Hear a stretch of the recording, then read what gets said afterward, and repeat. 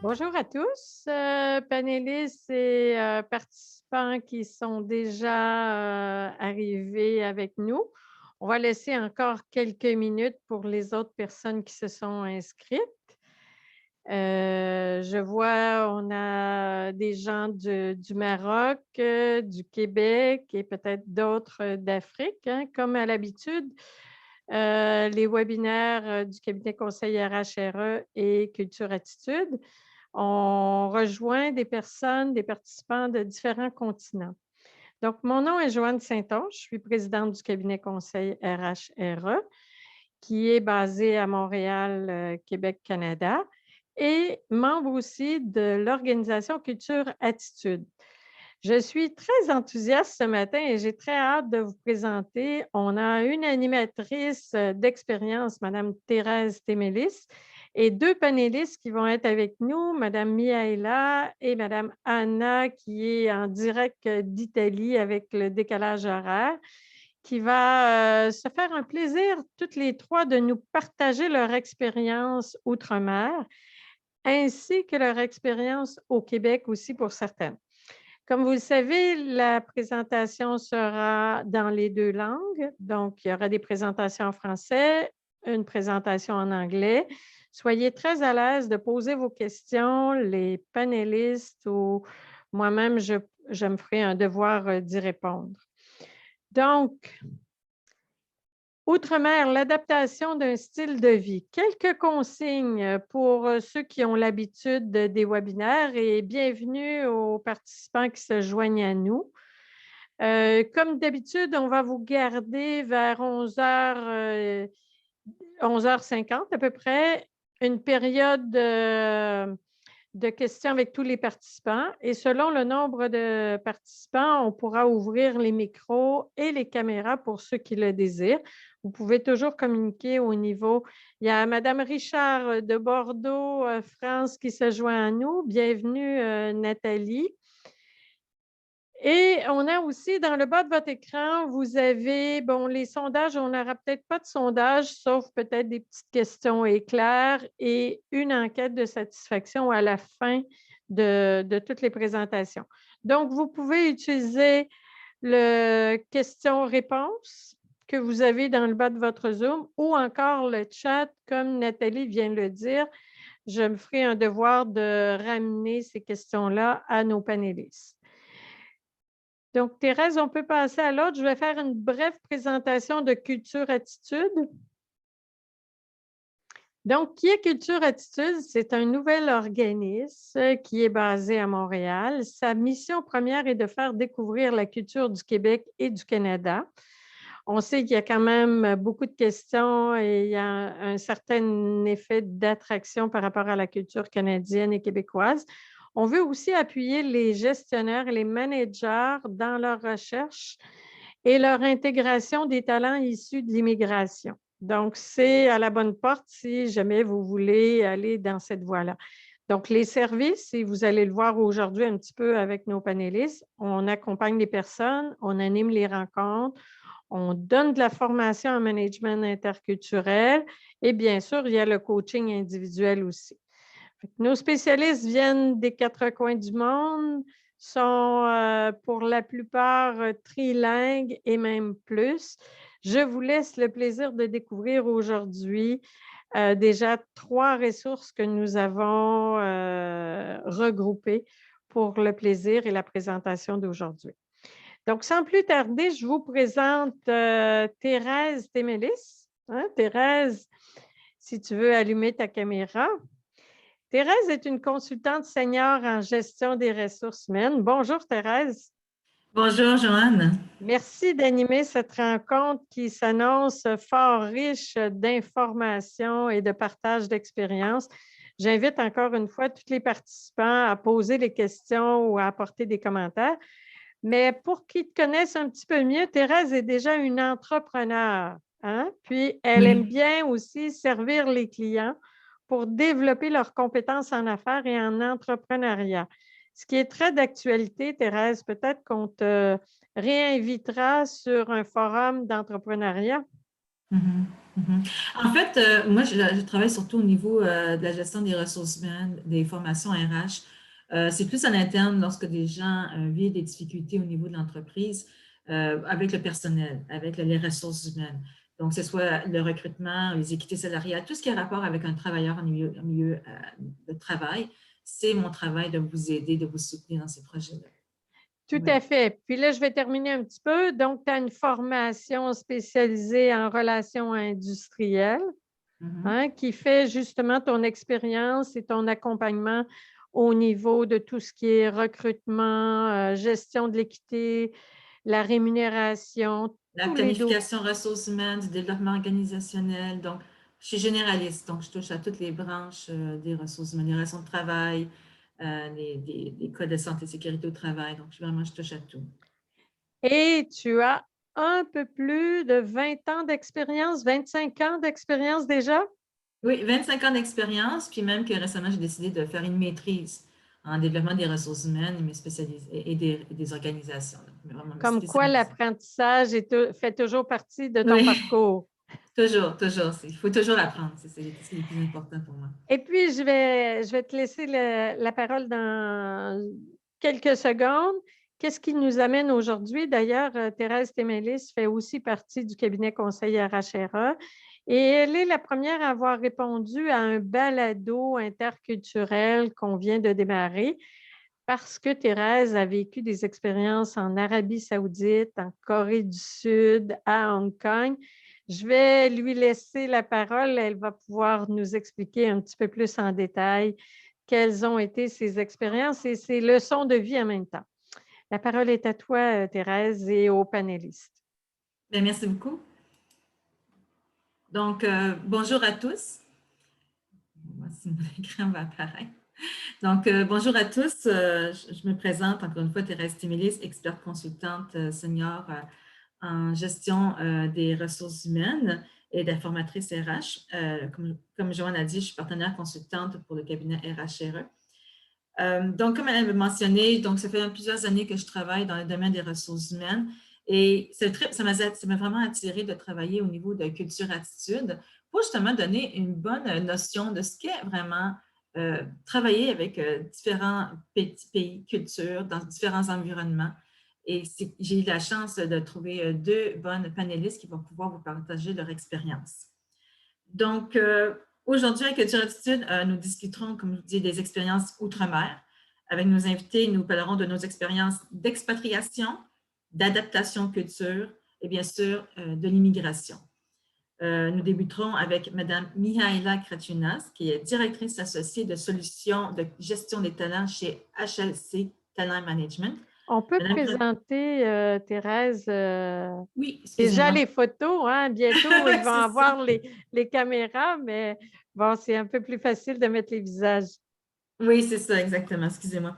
Donc, alors, on débutera avec Mme Mihaela Krachinas, comme je vous expliquais. Mme Krachinas est roumaine qui a émigré au Québec il y a plus de 20 ans. Une femme d'affaires expérimentée qui va nous parler de son cheminement à travers les étapes de l'expatriation, d'adaptation et d'immigration. Puis la présentation se fera en français. Aussi, afterward, comme c'est bilingue, donc il va y avoir une section anglaise. Donc, so afterward, Mrs. Anna Lizogor, Human Capital Strategic Consultant for a firm in Italy, will discuss her path from Russia to Italy as an immigrant. Her wisdom born from her experience will give you a glimpse of what is the life of a careerist in a different form of work environment. This presentation will be in English. Donc, finalement, je closerai avec mon expérience outre-mer selon les 3 étapes qu'on a établies. Cependant, je n'ai pas vécu l'immigration comme telle, mais j'ai entrepris cet aspect au niveau de l'adoption internationale. Mais ça ne va pas être intégré dans la discussion. Je vous invite à nous joindre à la fin de ces présentations pour vous donner la parole et répondre à vos questions. Donc, je vous souhaite un bon forum. Donc, je vous présente Mihaela Kratunas.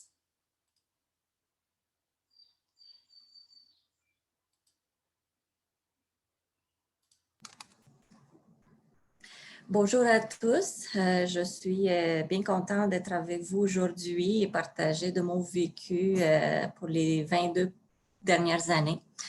Alors, on peut commencer avec le premier slide, s'il vous plaît. Je suis consultante en gestion des ressources humaines et recrutement, plus précisément en chasse de tête. Et donc, je suis immigrée de la Roumanie au Canada en 98, il y a 22 ans. Et je vais commencer avec un bref aperçu de mon parcours ici avec quelques moments plus importants. Donc, l'immigration en avril 98. Ensuite, 2 mois plus tard, j'ai donné naissance à ma fille. 6 mois plus tard, j'ai débuté mon premier emploi à Montréal. Ça a été les premiers 6 mois les plus intenses de ma vie. Je vais vous en parler un peu plus tard. En juillet 2014, j'ai vécu la première expatriation en Roumanie, dans mon pays d'origine, avec les différentes expériences dont je vais vous parler un peu plus tard. En 2015, j'ai eu la réadaptation, le retour à Montréal après un an d'expatriation en Roumanie. En mars 2016, j'ai dû démarrer mon entreprise qui était mon rêve depuis des années. Ensuite, en avril 2017, j'ai vécu une deuxième expatriation au nord-ouest du Québec et où j'ai vécu 2 ans. Ensuite, j'ai acheté ma compagnie avec un associé. Je vais vous en parler un peu plus tard également. Et la pandémie arrive et on est tous dans une adaptation continue selon les différents paramètres de notre vie. Donc, au Canada, j'ai toujours travaillé dans un environnement multiculturel. La diversité est toujours présente et avec SNC-Lavalin, avec qui j'ai travaillé pendant 11 ans, j'ai eu l'opportunité de travailler à l'international également pour des projets sur les 5 continents. J'aurais une question pour vous. Avez-vous déjà vécu une expatriation pour le travail? Si oui, quel apprentissage vous avez eu? Ou avez-vous pensé à l'immigration également? Vous pouvez, Mihaela, tu souhaites qu'ils répondent dans le chat, dans la discussion? Je pense qu'on pourrait peut-être répondre plus vers la fin. OK. Je lance les questions comme ça pour réflexion, puis on pourrait échanger à la fin des 3 présentations. Parfait.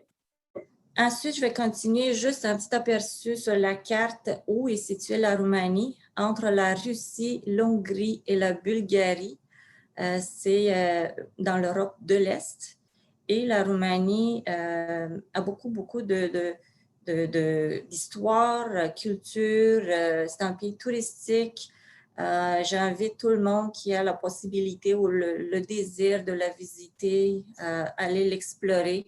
Il y a beaucoup à découvrir puis à expérimenter en termes de style de vie, les mets traditionnels, etc., etc.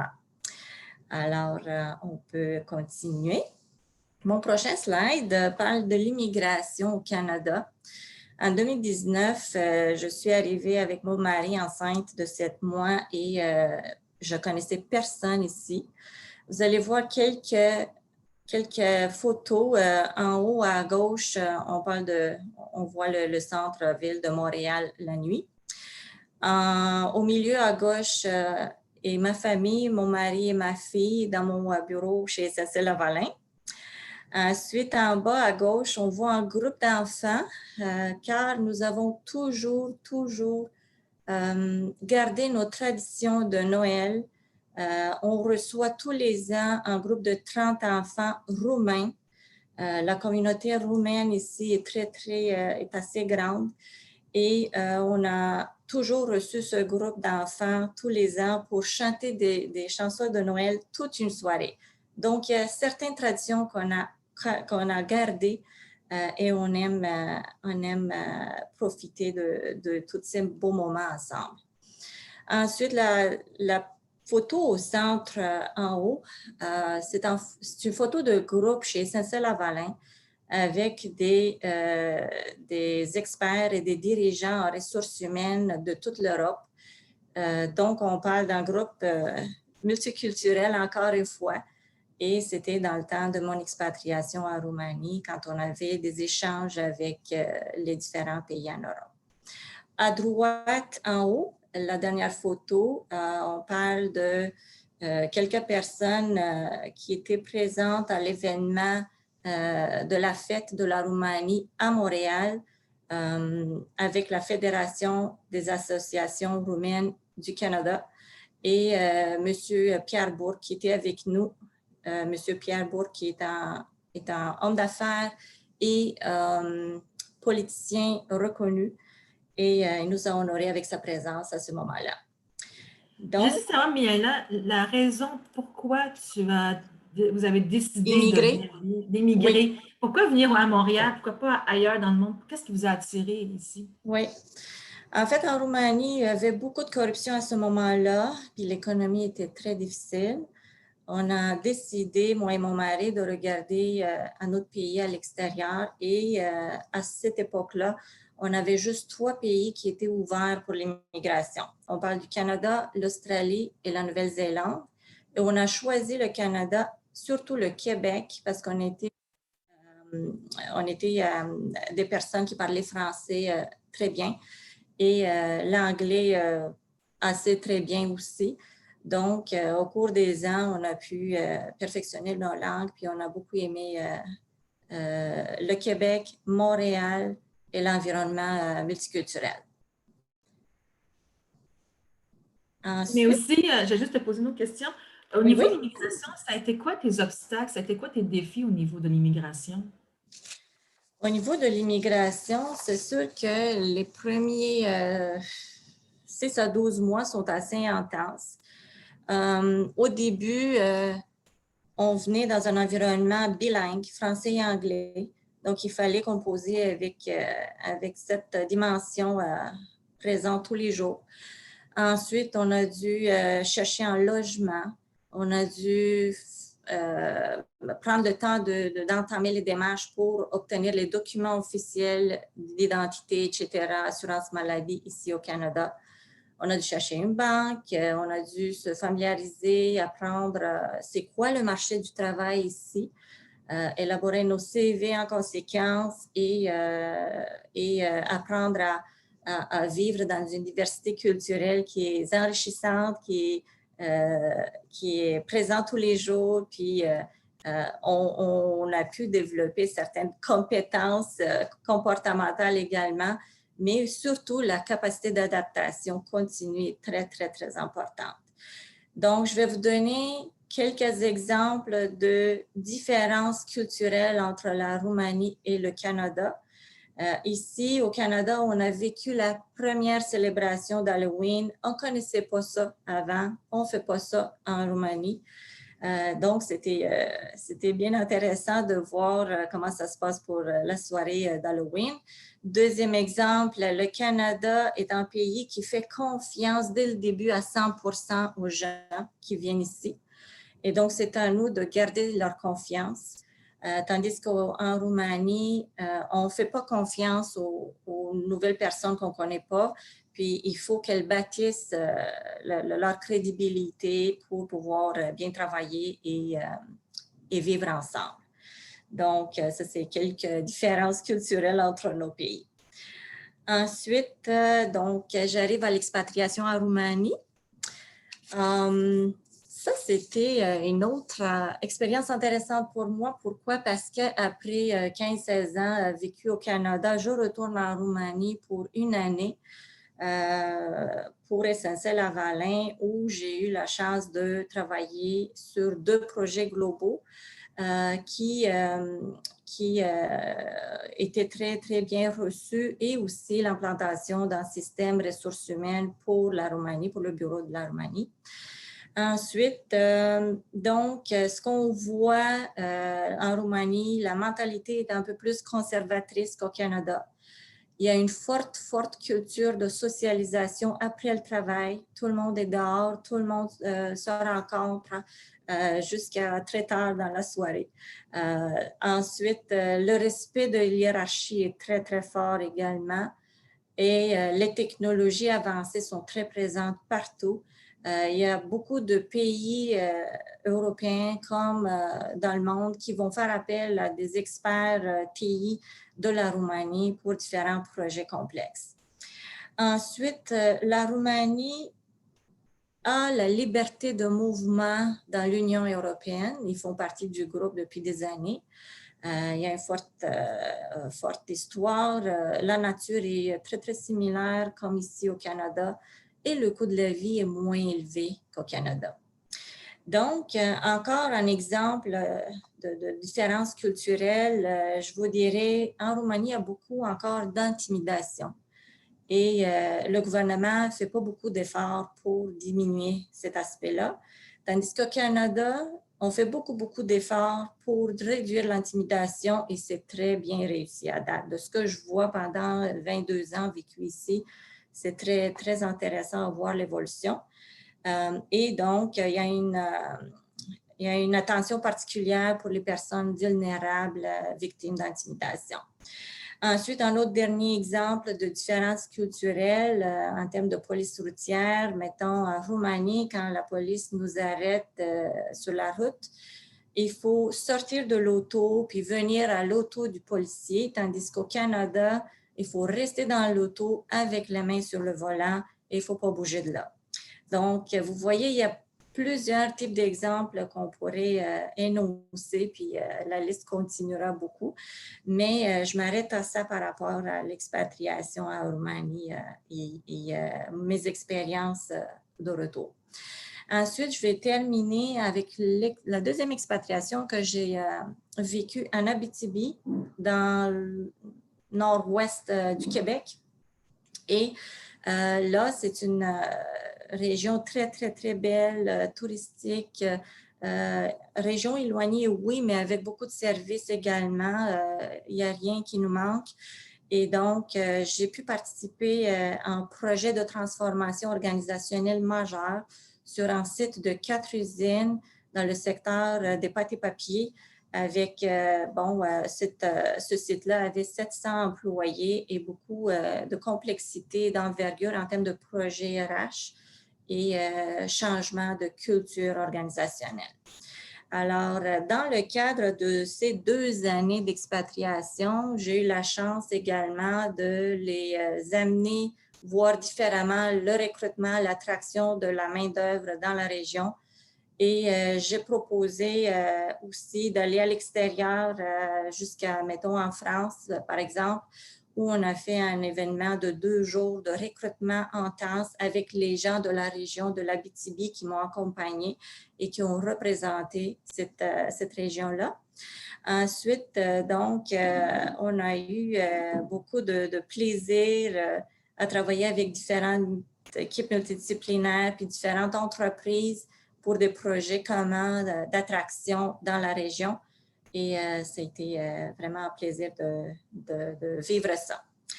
Ensuite, pour conclure, je vous dirais, selon moi, quelles sont les grandes valeurs ou les grands aspects importants qu'il faut retenir de tout ça quand on parle de l'immigration, expatriation et réadaptation dans notre environnement à la maison. Je dirais qu'il faut garder toujours une ouverture d'esprit pour la diversité culturelle, pour les différents aspects qui les préoccupent et s'intéresser aux gens. Ensuite, donc, la curiosité, apprendre beaucoup plus sur les cultures différentes, leur style de vie, etc. Il faut toujours rester flexible en tout temps pour être à l'écoute puis être réceptif à tout ce qui nous entoure et continuer à apprendre. Et donc, la capacité d'adaptation est très importante pour bien vivre ici, pour s'intégrer bien et aussi évoluer et réussir une carrière au Canada. Donc, je pense que sur ça, Merci beaucoup, Mihaela. C'était très intéressant. Ça a donné une bonne idée au niveau de l'immigration au Canada, ce que tu as vécu. Donc, C'est vraiment gentil de nous avoir partagé cette information. Donc, Merci. sans retarder, on va passer avec Anna Lizoga. Cette présentation va être en anglais. So this presentation will be in English. Thank you.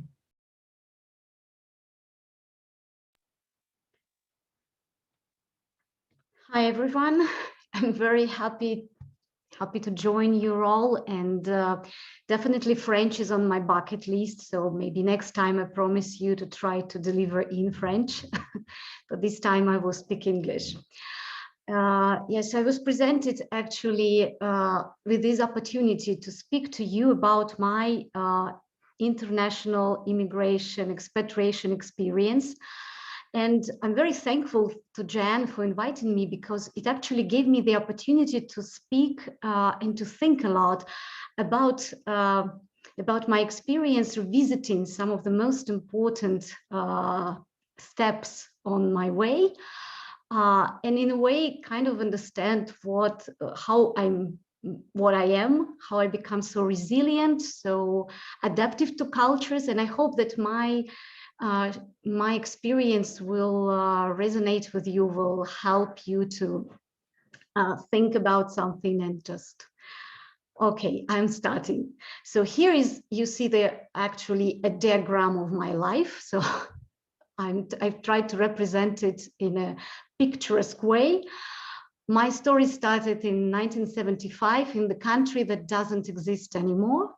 It is USSR. It actually creates a lot of problem nowadays, because honestly, I always have issues with the documents whenever I go, because my country doesn't exist. And actually, in the time when I was born there, it was a very closed country, as you know. Soviet Union was under a very kind of iron wall from all the other countries, but I was born in the very south of the country, where actually I was a minority. I was Russian and I was minority. We lived between 20 nationalities in the North Caucasus, and that's where maybe my whole curiosity in different cultures started, because honestly, it was all about learning what your neighbors are doing. They all were different, and that was a melting pot for me.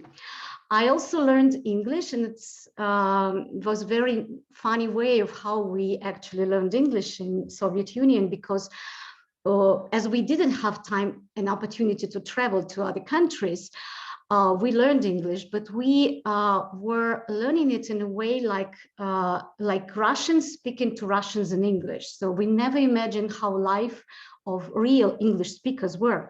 So all our textbooks at school were about some Russian family living on a farm and talking to each other English. So it was not very much easy to learn the other language in this, because you really could not experience it. And this was really strange, why these people discuss the latest news of Soviet Union in Russian language, and why do you have to study Brezhnev speeches in English?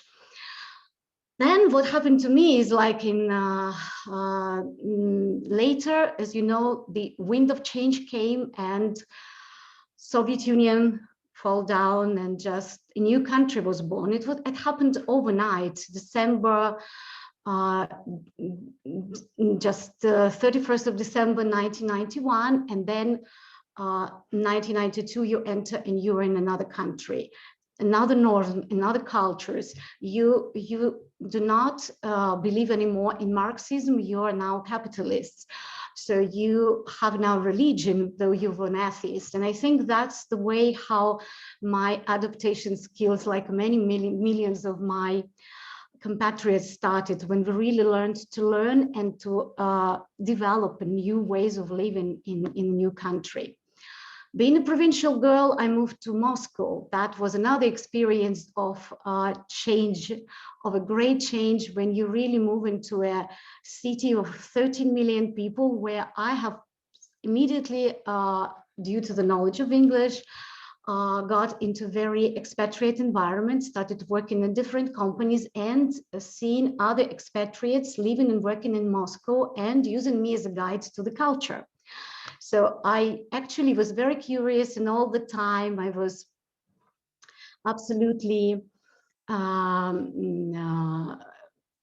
enjoying other cultures, but actually it was always experience of me in Russia of the foreign cultures.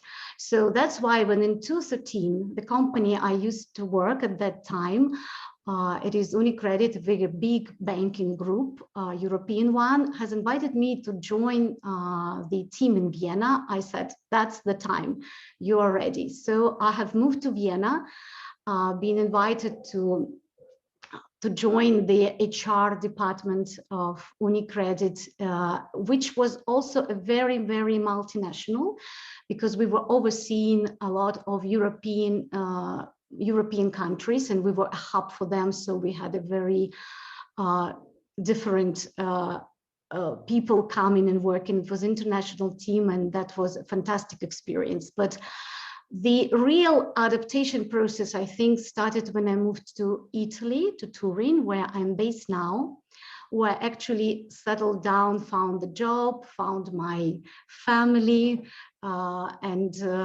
found my love. So everything just and kind of accumulated in these experiences, I think, all the previous experiences. So why Italy? I mean, like, what is the culture of working in Italy for you?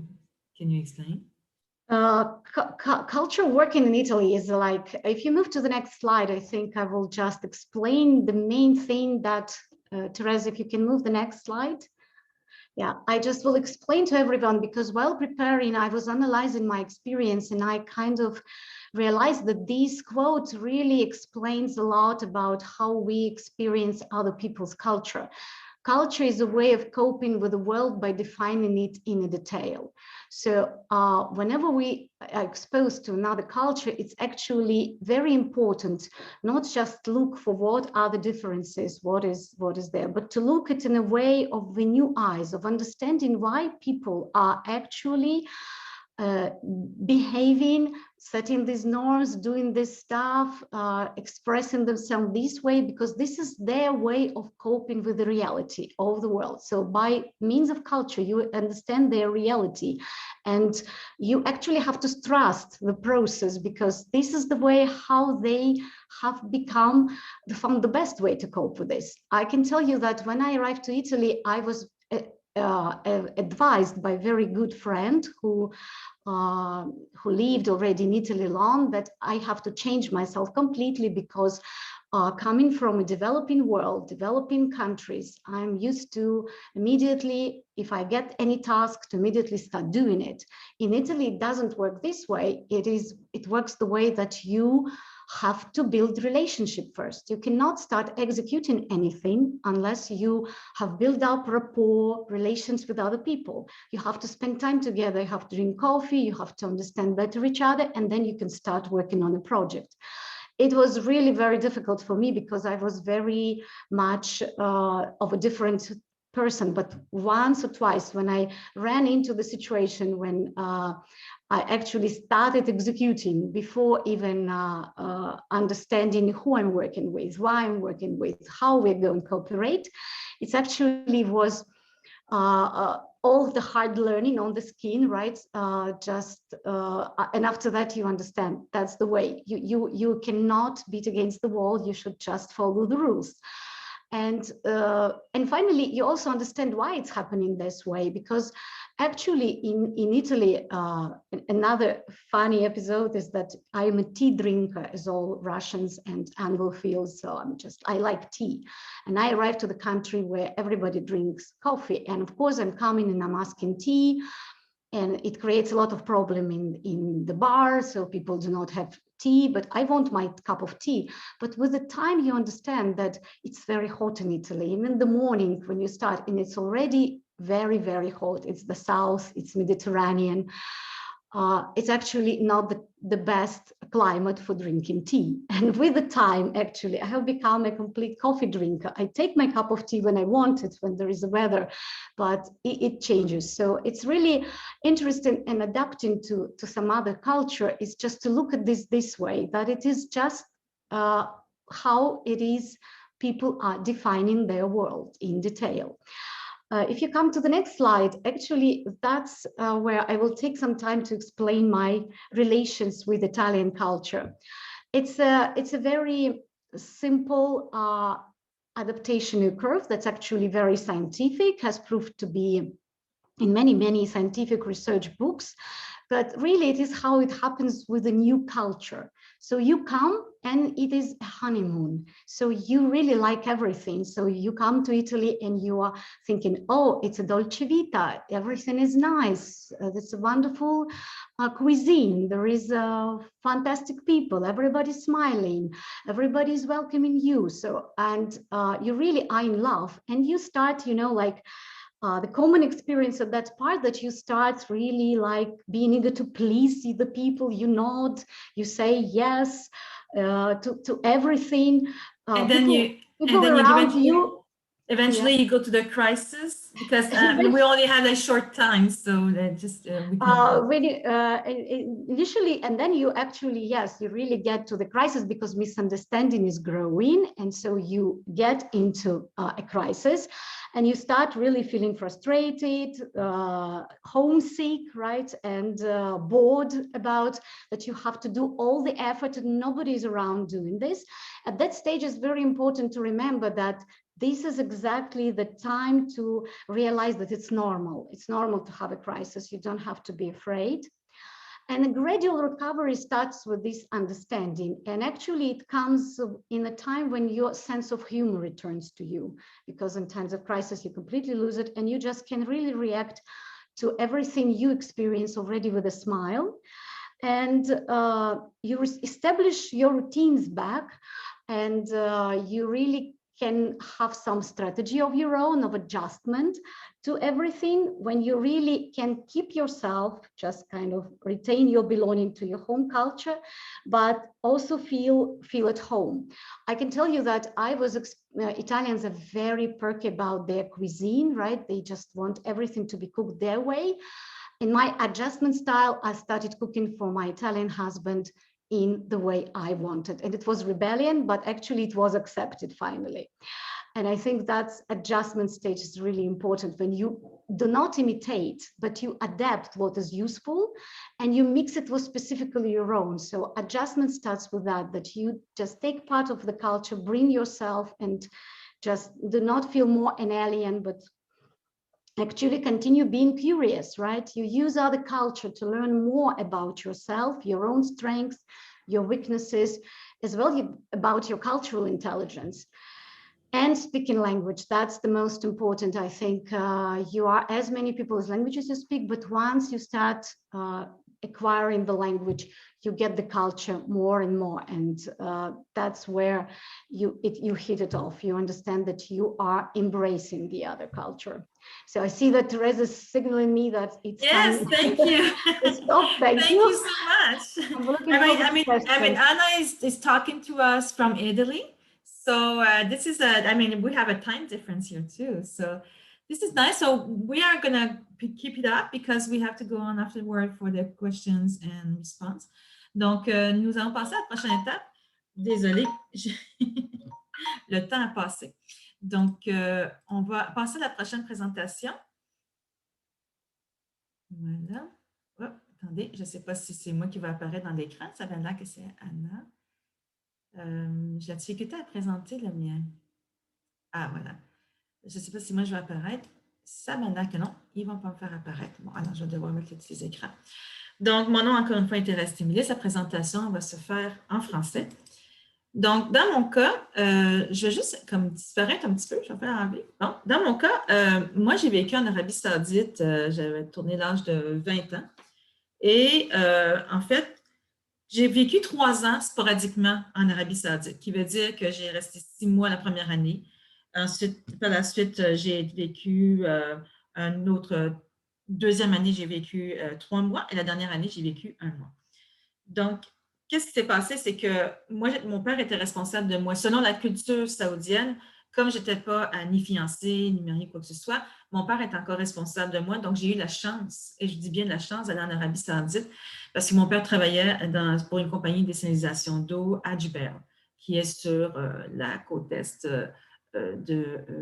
excusez-moi, la côte oui, c'est ça, est de l'Arabie saoudite. Donc, j'ai vraiment pu développer des nouveaux intérêts parce que la culture, quand même, était très enrichissante dans ce pays. Par la suite, quand j'ai fini mes études universitaires, je suis partie pour la Corée du Sud et j'ai enseigné dans une université la langue anglaise, la langue seconde, aux étudiants de première année, des freshmen qui appelaient pour l'anglais. Et finalement, au bout de 15 mois, j'ai décidé de partir et vivre à Hong Kong. À partir de là, en 5 semaines, je me suis placée avec un poste. Donc, pour venir en détail, donc l'Arabie saoudite, on peut vous dire tout de suite que c'est un pays où est-ce que, contrairement à ce qu'on pense, les gens sont très chaleureux. C'est certain qu'il y a toujours cette mentalité d'intégriste, de personnes qui vont essayer de forcer la culture ou la religion sur les expatriés, mais ce n'est pas toujours. Tu sais, je veux dire, il y a certaines conditions qu'on doit s'adapter, puis c'est normal, je veux dire, ce n'est pas notre pays. Donc, on a un moment où est-ce qu'on doit s'adapter à la culture. Donc, j'ai travaillé comme surveillante sauveteur de piscine. J'ai surveillé des piscines et je donnais des cours de natation aux femmes. Et moi, mon travail, c'était de m'assurer que la culture était bien respectée. Pourquoi? Parce que si la piscine, par exemple, on avait des grands murs autour de la piscine, si moindrement un homme passait par-dessus la piscine, pas par-dessus, mais qui regardait les femmes au-dessus du mur, la piscine se fermait aux femmes. Parce que l'Arabie saoudite, à cette époque-là, disait si un homme regarde au-dessus du mur, c'est parce que les femmes l'ont provoqué. Bon, on comprend, il peut y avoir des frustrations, mais c'était vraiment comme cette mentalité-là, puis ça a changé. Maintenant, ça a énormément changé parce que récemment, maintenant, les femmes peuvent conduire.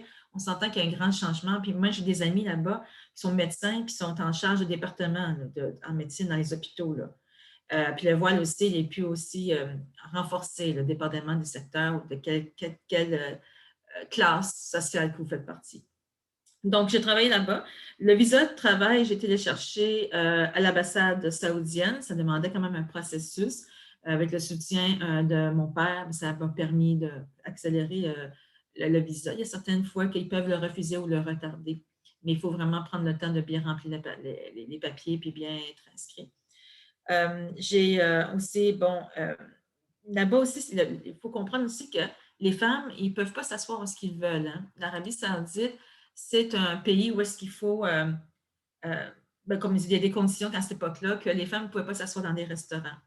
Ils ne pouvaient pas aller manger, par exemple, une crème glacée puis s'asseoir dans le Baskin-Robbins, par exemple. Alors, c'était pas grave. Certains temps, on choisit les restaurants ce qu'acceptent les familles. Puis, il y en avait beaucoup, honnêtement. Puis, si on mangeait une crème glacée, on prenait pour un marché dehors. Il faut trouver une façon de... Il ne faut pas contrer la culture. Il faut aller avec la culture. Et essayer de ne pas provoquer les choses. Il faut accepter les choses pour dire, bon, chaque temps va arriver, chaque chose va arriver en son temps.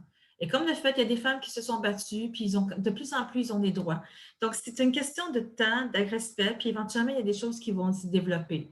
Ça va avancer de 2-3 pas, ça va reculer d'un pas, mais c'est ça qu'il faut respecter au niveau, en tant qu'expatrié, en tant que personne qui vit dans un autre pays. Donc, en Arabie saoudite, j'ai appris à reconnaître mes forces, savoir comment me réadapter. J'étais vigilante aussi. Je connaissais toutes les conditions, comme qu'est-ce que les ambassades nous disaient de faire. Par exemple, se promener toujours 2 femmes ensemble. Assurez-vous que vous ne couvrirez pas les cheveux, quoi que ce soit, ou vous ne couvrirez pas le visage, parce qu'ils croiraient que ce serait des Saoudiennes avec des expatriés, et ça, c'est illégal. Donc, toutes sortes de petits éléments qu'il fallait retenir pour s'assurer qu'on ait un bon moment dans le pays, tout en respectant la culture. Et moi, honnêtement, j'ai adoré mon expérience. J'ai même fait de la plongée sous-marine dans le golfe Persique, dans la mer Rouge. Donc, il y avait toutes sortes de possibilités qui nous permettaient d'avoir du plaisir dans le pays. Puis même, honnêtement, c'est un très beau pays à visiter. Vous trouvez un travail et vos compétences, quand vous travaillez outre-mer, vous appliquez comme si vous appliquiez un poste à côté de chez vous. Et c'est vraiment comme ça que vous allez vous trouver un emploi. Les fréquentations, choisissez qui vous fréquentez. Moi, je me tenais beaucoup avec les expatriés. Et aussi, j'avais des Saoudiennes, pas juste des jeunes, mais des Saoudiennes qui s'intéressaient à moi puis qu'on voulait développer une amitié. Et on a développé une amitié en comme telle. J'ai encore une amie qu'on a gardé contact et qui, comme je vous disais, est devenue médecin. Donc, l'adaptation est très importante. En Corée du Sud, je peux vous dire que ça a été une expérience assez... c'était pas facile, la Corée du Sud. Moi, j'ai décidé d'aller en Corée du Sud après mes études universitaires. Je me suis dit que j'avais besoin de pousser mes limites. Je voulais voir jusqu'à où que je serais capable d'aller outre-mer. Donc, qu'est-ce que j'ai fait? C'est que j'ai trouvé l'agence qui envoyait les gens outre-mer pour la Corée du Sud. Et j'étais enseignée l'anglais dans ce pays. Donc, j'ai enseigné. En fait, j'ai commencé avec un contrat pour une entreprise privée. Et finalement, j'ai trouvé que c'était vraiment, il y avait beaucoup d'abus, parce que c'est très concentré sur le travail, les études. Il y a des enfants qui étudient jusqu'à 1 heure du matin. C'est vraiment très lourd comme environnement. C'est très la performance, c'est beaucoup de pression. C'est une mentalité collective. Donc, tout le monde se met de la pression. Et je trouvais ça difficile parce que moi, je viens d'un pays quand même, qu'on est quand même un pays un peu plus, disons, relax. Tu sais, on est à un temps, les gens sont plus ouverts. Je veux dire, il n'y a pas de poussée puis les obligations comme vraiment si sévères de ta collectivité. Il y a un moment que tu fais ta propre vie, tu t'épanouis. Là-bas, c'est vraiment, il y a toujours des attentes, autant dans les familles qu'au milieu de travail. Et ils sont très sévères et ils sont très actifs sur ça. Donc, quand j'ai trouvé cette école-là, j'ai trouvé ça difficile, donc j'ai changé et j'ai décidé d'aller vers une université qui y avait plus d'heures, puis plus de flexibilité, qui demandait plus de créativité au niveau de l'enseignement. Pour avoir mon visa, pour le changer, j'ai été au Japon. J'étais à l'ambassade de la Corée du Sud au Japon. J'ai changé mon visa et je suis revenue et j'ai entrepris mon projet d'enseignement à l'université. Par la suite, je peux vous dire tout de suite qu'en Corée, la seule façon que vous pouvez connaître la culture, il faut que vous parlez aux gens. Parce que la guerre de 50-53 en Corée du Sud, ça a tout détruit. Donc, ils ont tout reconstruit, mais rapidement. Donc, il y a certains endroits où vous allez dire, mais maintenant, j'imagine qu'ils ont beaucoup plus amélioré l'esthétique des villes, parce que cet temps, c'était comme vraiment construit pour la survie. Mais maintenant, ils ont mis beaucoup plus d'emphase sur l'esthétique. Alors, le 5 septembre 2001, j'ai pris mon sac à dos et je suis partie vivre à Hong Kong. Donc, je suis partie avec l'idée qui ne tente rien à rien, je vais me tenter. Donc, je n'avais aucun travail qui m'attendait cette fois-ci. Il n'y avait rien qui m'attendait. Je me suis présentée à Hong Kong, je me suis dit, je vais me tenter. Alors, je me suis trouvé un logement, j'ai trouvé un emploi au bout de 5 semaines. Je me suis placée, j'ai tout fait les papiers pour le visa de travail. J'étais à Macao, qui est une colonie portugaise qui permet d'avoir l'ambassade hongkongaise était là. Et je suis revenue, j'ai travaillé comme agente de liaison pour une entreprise en cargo. Hong Kong est un pays très éclectique, beaucoup d'expatriés, l'anglais, ça se parle couramment. C'est vraiment une ville internationale. C'était un port international. Avec la Chine maintenant, je ne sais pas ce qui s'est passé. Je vous admets, moi, j'y ai été, c'était en 2001 à 2002, donc ça fait très longtemps. Il y a eu beaucoup de changements depuis ce temps-là. Donc, en fait, le pays, comme tel, les gens à Hong Kong sont très pragmatiques. Au travail, ils sont très dictateurs. Et moi, à mon temps, c'était très crier après l'employé, forcer l'employé à faire quelque chose. Ce n'était pas toujours agréable. Il y avait une grande adaptation à faire, mais j'avais déjà une mentalité de la Corée du Sud qui était aussi très, très influente, très comme beaucoup de pression. Donc, quand je suis arrivée à Hong Kong, il y avait un petit relâchement. Et l'avantage, c'est que quand on se promenait dans Hong Kong, on pouvait parler l'anglais, alors qu'en Corée, on est des étrangers, on est très peu comme parmi la population, donc on est toujours observé comme si on était une bête rare. Là. Donc, vous êtes toujours le centre d'attention le moment que vous mettez pied hors de votre maison. Donc, c'était assez compliqué pour la Corée, mais à Hong Kong, c'était plus agréable parce que la majorité, c'était des expatriés de l'Europe, de l'Afrique, de l'Amérique. Donc, c'était vraiment bien pour ça. Donc, vous avez plusieurs opportunités à cette époque-là. Je ne sais pas si maintenant, comme je vous dis, ça a énormément changé. Il faut s'intégrer sans juger. Ça, je peux vous le dire tout de suite. Ça, c'est quelque chose qui est important. Si vous jugez, vous allez avoir de la difficulté à vous adapter. Mais comprendre la culture, ça vous apporte un autre point. Il faut être, comme je vous disais, être pragmatique. Donc, soyez efficace, soyez débrouillard, prenez l'initiative parce que se trouver un emploi, il faut chercher, il faut parler, il faut rapprocher des gens, il faut créer des relations. Et c'est un monde d'affaires. Donc, c'était un petit peu plus difficile de s'intégrer comparé quand j'étais en Arabie Saoudite, que c'était beaucoup plus facile. Puis, il faut amener des changements dans notre vie, dans nos comportements, dans notre façon de parler aux gens. Donc, retenez ceci. Moi, ça, c'est une image de moi quand j'étais à Tongyeon, en Corée du Sud. Donc, première chose, lancez-vous en étant bien informé. Soyez intuitif. Essayez le plus possible que quand vous partez outre-mer, suivez votre instinct. Je veux dire, il y a certains moments que vous ne devez pas aller dans certains secteurs de la ville, allez-y pas. Comme quand j'étais à Amsterdam, je n'allais pas dans le Red Light District tout seul. Je veux dire, ce n'était pas le moment. Donc, je me tenais toujours dans les endroits les plus sécures. C'est la même chose en Arabie Saoudite. Dans n'importe quel pays, il y a toujours un endroit où ce serait mieux de rester avec les touristes ou dans le public général. Okay? Soyez informés sur le pays, connaissez la politique, sachez à quoi vous attendre. Deuxième, c'est explorer avec respect. Quand j'étais à Tianem, Il y a des policiers, vous voyez les policiers en arrière. Si moindrement, il y avait une madame, une personne âgée, qui voulait me vendre quelque chose, puis elle insistait, mais les policiers sont arrivés avec le matraque puis la menaçaient. Ils n'ont pas frappé, mais moi, j'ai déjà parlé avec un collègue que lui, il a vu quelqu'un se faire frapper. Donc, il faut vraiment respecter la culture. Laissez-vous séduire. Il y a des endroits où vous allez vraiment aimer, il y en a d'autres peut-être moins, mais laissez-vous séduire, laissez-vous explorer puis connaître la place. La seule chose que je peux vous dire, quand je suis revenue au Québec, j'ai trouvé ça difficile de me réadapter à ma culture, de revoir les ouvertures que moi, je n'avais pas l'habitude de faire quand j'étais en Asie. C'était très, très, très strict. Ici, c'est beaucoup plus ouvert. Au Québec, on est des gens très accueillants. On est des gens qui veulent vraiment, comment dire, laisser les gens s'épanouir. Il y a un côté individualiste, mais en même temps, pour moi, ça démontre le respect. Ce n'est pas une mentalité collective, mais on a tous des ressemblances, mais c'est vraiment un respect au niveau de la vie privée. Donc, moi, je crois que les valeurs sont différentes d'un pays à l'autre, mais il faut accepter que quand on va dans un pays, on doit s'adapter à la culture, à la mentalité et respecter comment les gens fonctionnent, comment les gens se comportent. Ce qui fait en sorte que ça nous fait une meilleure expérience.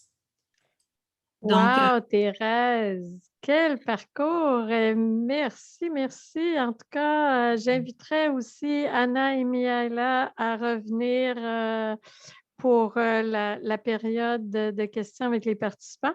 Donc, 3 parcours différents d'expatriation, d'immigration, avec des messages, wow, super intéressants. J'aimerais offrir à nos participants de pouvoir passer en micro ouvert et en caméra. On est toujours préoccupé au Québec, au Canada, par la gestion du temps, hein. Il nous reste quelques minutes. Je suis certaine qu'on aurait pu faire une demi-heure et 1 heure de présentation avec chacune d'entre vous, mais notre objectif aujourd'hui était de faire un tour d'horizon, hein, avec 3 personnes différentes. On a vu des parcours. On a vu aussi ce qui était important sur votre message que vous voulez laisser à d'autres qui vont vivre l'expatriation ou à d'autres qui veulent émigrer au Québec aussi.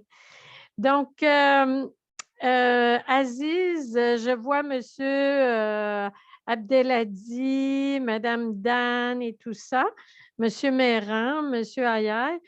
Si vous le permettez, je vais vous offrir la possibilité d'être en panéliste. Ça va prendre quelques secondes. Vous avez seulement à accepter.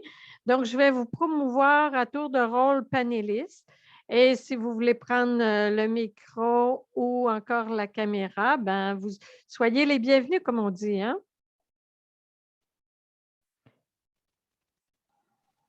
Bonjour tout le monde. Bonjour, Aziz. Bonjour, mesdames. En tout cas, c'était très intéressant comme partage. Donc, tu peux continuer si tu as des questions, le temps que les gens vont nous rejoindre. Alors, j'ai envoyé au chat le titre de ton livre, Joanne. J'ai émigré dans mon pays. Parfait, parce que ton livre de 2014. À quelques reprises, c'est ce qu'on a entendu avec Mihaela, hein, qui s'était expatriée en Roumanie. Et il y a une chose, Mihaela, que j'ai retenue aussi, c'est que tu as dit « Les 6 mois d'immigration au Québec ont été les plus intenses de ma vie ». Tu peux me donner un exemple de choc culturel qui a rentré comme ça? Premièrement, quand je suis arrivée ici, il y avait l'accent québécois dont je n'avais jamais entendu. Et moi, j'avais le français de la France, puis ici, il fallait comprendre rapidement ce que les autres me disaient. C'était pas évident. Donc, j'ai dû écouter beaucoup la télé, lire, mais beaucoup la prononciation, l'accent québécois, c'était… C'était quelque chose, hein? Oui, au début, c'était difficile. Deuxièmement, je ne connaissais rien sur le système de la santé ici. Alors, j'étais enceinte. 2 mois plus tard, j'ai accouché. J'ai dû rapidement trouver un médecin. J'ai été prise en charge très rapidement. En dedans de 4-5 jours, j'avais un médecin de famille. c'était à l'époque. C'était très bien tout au long de mon parcours. Number one, j'ai rien à dire, puis on n'a jamais regretté notre décision d'immigrer au Canada. Tant mieux. Donc, on vous garde au Québec. Toute la famille. Il y a Francis qui a sûrement un petit mot à dire, Monsieur Méran, qui lui aussi a fait un retour au pays, hein? Est-ce que tu t'es reconnu, Francis, dans les différentes présentations? Oui, merci, Joanne. Je suis arrivé un peu en retard, désolé. J'ai capté la présentation de Miaela. Excusez si je ne prononce pas bien, et Thérèse et Anna. Là où je m'associe, c'est souvent ce qu'on vit à l'étranger dans notre expatriation est tellement intense et on a des gens proches ici avec lesquels on sent qu'on a des liens avec qui on a grandi. Mais quand vient le temps de partager ces expériences-là d'intensité émotionnelle, on se rend compte souvent que ces bonnes gens-là n'ont pas ces repères-là ou cette même intensité. Donc, des fois, on perd l'effet où on se rend compte que des expériences nous ont tellement fait grandir, puis qu'on aimerait les partager, mais on se rend compte que ça ne pogne pas avec les personnes qui nous aiment ou qu'on aime, etc. Donc, je pense que c'est Thérèse qui disait ne pas, pas vouloir éduquer de ce qu'on apprend, mais plus y aller au rythme de ce que les autres sont prêts à vouloir écouter de nos expériences, puis de les laisser venir vers nous au lieu de vouloir regarde, j'ai vécu ça, tu vois ce que je veux dire, tu sais? Il y a des petites déconnexions des fois, donc je m'attache à ça, ou je m'identifie à ça. C'est sûr qu'au retour, on a plein de choses, hein? Nos valises sont pleines, pas que de vêtements et de souvenirs matériels, mais ils sont pleines dans la tête et dans le cœur aussi de tout ce qu'on a pu partager. Il ne faut pas se sentir moins aimé de ces personnes-là parce qu'ils ne comprennent pas ce qu'on a vécu, c'est juste normal. Oui. Mais on veut tellement qu'ils soient proches de nous encore. En tout cas. Mais on ne peut pas le partager, comme tu dis, c'est quelque chose qui est personnel. Je dis, même si tu vas dans un autre pays et que tu veux partager ton expérience, les gens ne sont pas aussi intéressés. C'est la même chose. Dans n'importe où tu vas, la majorité de la population planétaire, ils sont dans leur milieu, dans leur confort. Et quand ça dérange le confort, ils ne sont pas toujours intéressés. Ça dépend des personnes. Donc, c'est ça la réalité, en fait. C'est pour ça qu'il faut juste respecter notre entourage. Je vais en profiter pour donner la parole. Je vois aussi le temps avance, mais on va prolonger encore d'une 10-15 minutes. Il y a M. Abdelhadi qui nous remercie. Est-ce que vous voulez prendre la parole, M. Abdelhadi? Hein, M. Abdelhadi qui est en Algérie à l'heure actuelle. Sinon, j'aimerais bien passer la parole à Diana. Diana, est-ce que… Oui, bonjour. Bonjour, Diana. Diana qui fait partie aussi de nos bons rayonnements de la Roumanie au Québec. Oui, tout à fait. Tout à fait. Et, ça a été très intéressant puis enrichissant aussi écouter Madame Crăciunaș parler. Puis en même temps, je reconnaissais un tout petit peu l'histoire de mes parents. Moi, je suis venue quand même assez jeune ici, fait que avec l'université puis tout, les amis que je me suis fait ici, l'intégration a été un petit peu différente. Mais en même temps, ça a été vraiment très intéressant. Je m'excuse, j'ai le bébé juste à côté de moi fait que si vous l'entendez… Il n'y a pas de souci, ça fait partie de l'aventure au Québec. Hein? Miaela a dit que deux mois après être arrivée, le bébé était là aussi. Hein? Exactement, tout à fait. Est-ce que tu avais une question ou simplement un commentaire? Je voulais tout simplement remercier, puis en même temps, je voulais dire à quel point c'est intéressant aussi comment on voit les choses, les perspectives, comment sont différentes. La dame en Italie, la dame de Mihaela Madame Crăciunaș, justement, lorsqu'elle est retournée en Roumanie, comment elle voyait les choses différemment, etc. J'ai trouvé ça fort enrichissant. Puis, je remercie d'avoir, en tout cas, organisé ce webinaire. C'est vraiment très intéressant. Merci, Diana.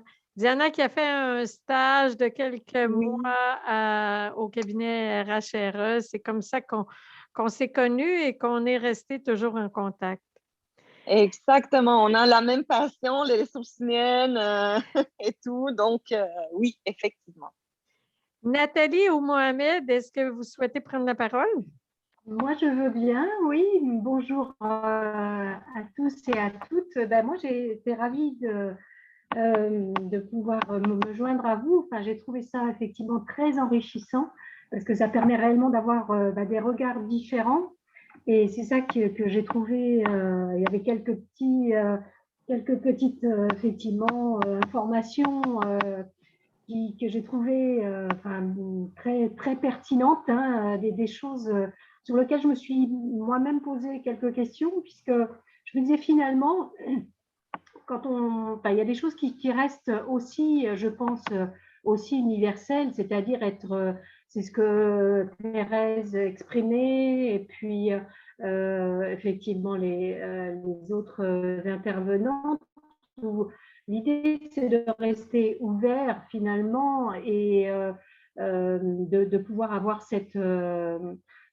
effectivement ce seuil de tolérance par rapport au cadre de référence, on va dire, de chacun, hein, qui est différent. Et puis, je pense qu'il y a des choses aussi qui sont universelles, comme le sourire, qui permet facilement, hein, dans tout, quel que soit l'endroit où on se trouve, hein, de pouvoir entrer en contact. Et puis, un savoir-vivre et un savoir-être, hein, qui reste universel. Mais moi, je me rends compte aussi que dans les régions même, hein, je vois en France, moi, je suis sur Bordeaux, et je ne suis pas bordelaise d'origine. Et moi, ça fait 20 ans que je suis à Bordeaux, mais je ne suis pas bordelaise, je suis sartoise du côté de Paris, hein. Et je vois qu'il y a encore des contrastes, même sans forcément changer de pays, d'aller à l'étranger. Et ça qui est incroyable, c'est que effectivement, il y a des choses qui sont plus ou moins comprises. Enfin, je pense que ça demande de grandes capacités d'adaptation, hein. Donc, je rebondis sur chaque intervention que j'ai trouvé vraiment très enrichissant, quoi. J'ai trouvé ça. J'aurais bien aimé que ça dure encore très longtemps. Merci Nathalie, parce que tu viens faire ressortir quelque chose, hein, quand on parle de culture, même à l'intérieur d'un pays, hein, puis on revient ici au Québec, on a des régions. Mihaela a parlé de l'Abitibi. Actuellement, je travaille avec la MRC des Hautes-Laurentides, hein, qu'on appelle l'autre Laurentide. Chacun a sa couleur et sa connotation, et tu le dis bien dans ce que tu viens d'exposer. Je ne suis pas bordelaise, mais oui. Donc, il y a une adaptation même quand on change de région dans notre propre pays. Il nous reste peut-être 2 participants qui n'ont pas. Monsieur Olivier, est-ce que vous souhaitez prendre la parole? Avez-vous un commentaire ou une question pour nos panélistes? Je voudrais juste parler. Là, vous avez fermé votre micro. Il faut garder le micro ouvert. Vous m'écoutez? Vous me cessez, je crois? Oui, déjà, Allô? vous pouvez nous dire de quel pays vous êtes avec nous? Oui, en fait, je suis à contact avec vous depuis la République du Congo, plus précisément Kinshasa, où j'habite. Je suis fonctionnaire de l'État et je travaille au ministère de l'Agriculture. Plus précisément, je suis chef de division. Je m'occupe des cultures vivrières et fourragères. Et je suis très content de participer à cette réunion où il y a au moins échange de l'expérience. Mais chez nous, à la République démocratique du Congo, connaissant le pays, c'est un grand pays à vocation agricole avec une population très mouvement culturel. Nous avons 26 provinces au moins. À ce qui me concerne moi, je préfère dans ma vie, étant donné que je suis ingénieur agronome, je fais les inventaires agricoles, je fais l'université, je suis ingénieur agronome, je préfère passer aussi mon expérience au niveau du Canada. Bon, je ne sais pas quelles sont les conditions néanmoins de pouvoir, dans le cadre d'immigration, par rapport à votre cabinet, parce qu'on suppose que c'est un peu difficile pour l'immigration dans notre pays, la République démocratique du Congo. Donc là où je suis plus précisément, je suis au capital de la République démocratique du Congo à Kinshasa. Je vous remercie infiniment. Je crois que ce soit pas la dernière fois d'organiser des pareilles réunions. Je suis très content. Je vous laisse, je vous retourne la parole moi. Merci. Merci, Monsieur Maniana. Oui. De Kinshasa. Bienvenue. Oui. Sure, we have a question for Anna. I really like when you present the curves of the immigration, and maybe if you can talk or if you have some comments to say. On va demander aux personnes de fermer les micros parce que compte tenu qu'Anna est un peu plus loin, il faut qu'on lui laisse seul le micro.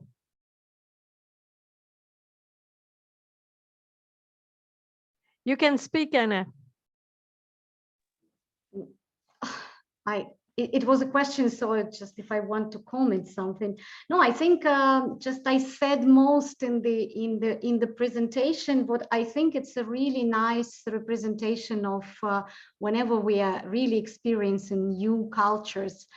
It always happens this way, that we have these moments of being in love with the culture, a bit of disappointment and a crisis, and then slow recovery to really getting adjusted to it. And I think it's a good reminder that it's a normal process, right? For us always to refer to it with an idea that it's a normal way. So like this, we are not afraid, yes, that what's happening to us, why we were so much in love with the culture and then suddenly we feel frustrated. Yeah, if we know that's a normal part of the process, we are much more able to be resilient and to accept it and adapt later. That's what I wanted to show with this curve. Thank you, Anna. Mais je dois dire que la courbe de Anna, your curve was really clear. You know, it is part of like the honeymoon. We arrive in the country and we're just like, wow, it's wonderful. It's like kind of vacational year. And when you get to the crisis, it's like, why am I here? Why did I do that? No, why am I punishing myself this way? It's just so hard. And then when you just realize the good part of it, it's just you find ways to palliate, you know, the situation. You find a way to go through all the different process, you know, and adapt to it. So yeah, your curve was just so clear. So how we go through the immigration, like Mihaela went through. Oui, tout à fait. Je vais peut-être laisser un petit mot à Mihaela avant de clôturer et peut-être que Thérèse, tu peux nous présenter la dernière diapo en même temps.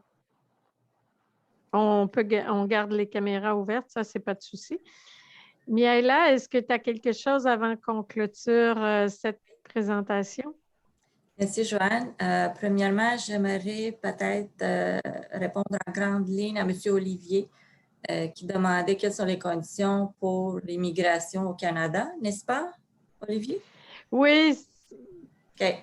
Donc, juste brièvement, je suis passée par tout ça. C'est beaucoup plus facile d'aller vers le gouvernement puis suivre les démarches, les formulaires à remplir pour la demande d'une résidence permanente, même si c'est plus long comme processus, que d'envoyer les CV un peu partout puis il n'y a pas de réponse.